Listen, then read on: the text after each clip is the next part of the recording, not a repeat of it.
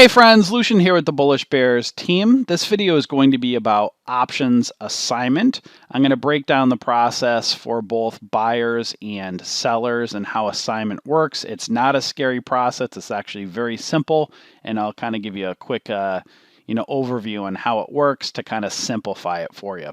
But before I begin, let's just talk about what an options contract is first so you understand what it is, how it breaks down, because it forms the building blocks for both assignment on buying side of things as well as selling.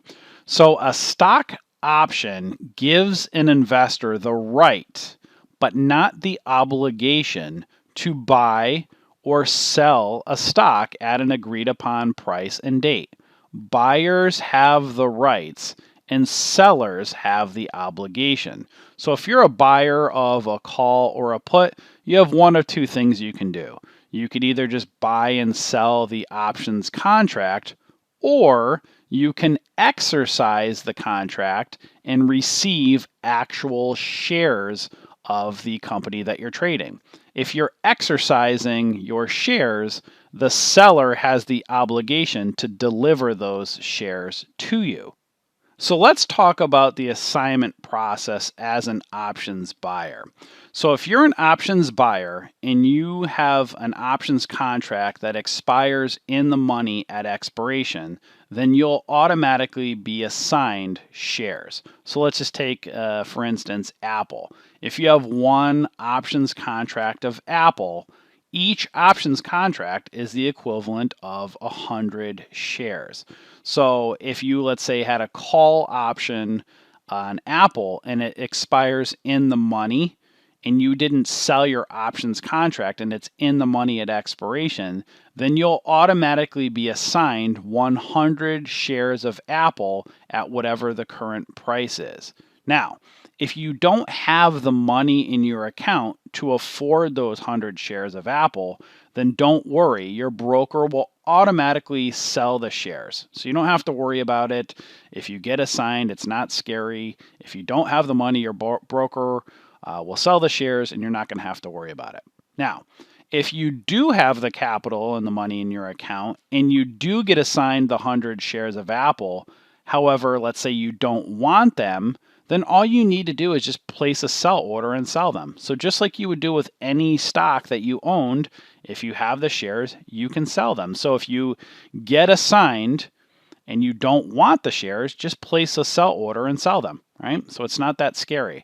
If you want to just avoid the process and just not worry overall, then just sell your options contract before expiration date to be safe, right? So you won't have to worry about assignment at all as an options buyer if you just sell your options contract before the expiration date.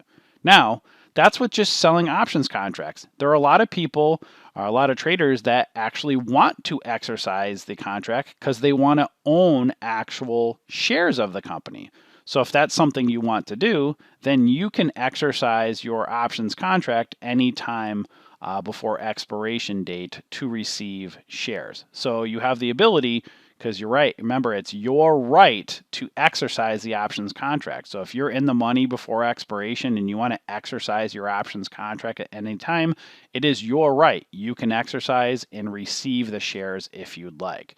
So again, you have two options basically as an options buyer. You can buy and sell the options contract itself, which is typically the most common, or you can exercise the options contract and receive the shares if you want to own them. So basically, this is typically done for people that have large size brokerage accounts and they want to keep those shares in their account and hold and grow them long term. As your brokerage account gets bigger, you have that right to own shares of a company at a lower price and grow your account that way. So again, you can trade the contract itself, or you can exercise it and receive actual shares and grow those shares in your account as an options buyer. Now let's talk about the options assignment process as a seller. So if you're an options seller and your contract is in the money at any time before expiration, the buyer on the other end has the right to exercise their shares and you will automatically be assigned to deliver those shares to them. Now, your broker will do this process automatically for you. So what does this process look like, and what if you don't have the money as an option seller? Well, first of all, there's no need to worry, right? You have no control, first of all, when your options contract gets exercised, and also less than 10% of options contracts do get exercised. So if you're an options seller, less than 10% get exercised. And it's typically usually the last week of the month. So if you want to avoid or be kind of safe in the process, usually sell before the last week of the month. But if you do get assigned and you don't want that position, you just close it out. So if you just close out your position, you'll see when you get assigned, it'll be in your brokerage account. Just close out your position if you get assigned. It's not a big deal. If you do get assigned, but you don't have the money, your broker will liquidate the position for you, right? So they'll take care of it for you if you don't have the money. Again, this process is all done very easily within your brokerage account. And this is where margin is very important. Margin covers you in the process. So if you're doing spreads, if you don't, again, if you don't have the money, your broker will liquidate the position for you. That's why when you're entering into an options spread, it requires that margin. So your broker is going to see if you have the money available before you enter into each trade, so it covers your position if you do get assigned down the road. So just some simple things you can do as an option seller if you're selling spreads. Just close out your position if you're, a week, before the last week of your options contract. Take profits along the way. Don't get greedy. Don't just try and make money, max profit on every trade. So take profits along the way. And again, don't worry if you get assigned. You just close out the position just like you would any trade.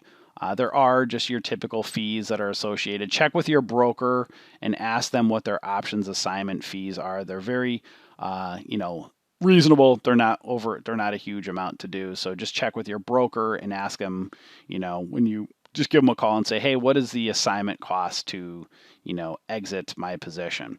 So again, this process of assignment is not scary. I wanted to try to break it down as simple as possible because it can be overwhelming getting into options, and you want to know what happens, right, in the worst case scenarios. And as a buyer, again, if you just buy and sell an options contract, as long as it's closed out before the expiration date, you don't have to worry about assignment. You can choose to assign and get shares if that's your choice, if that's what you want.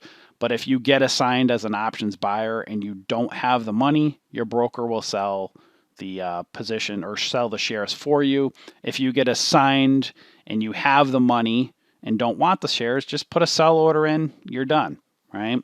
And as an options seller, most of the time options contracts don't get exercised. If you do get assigned, just close out the position. And again, if you don't have the money, your broker will take care of it for you.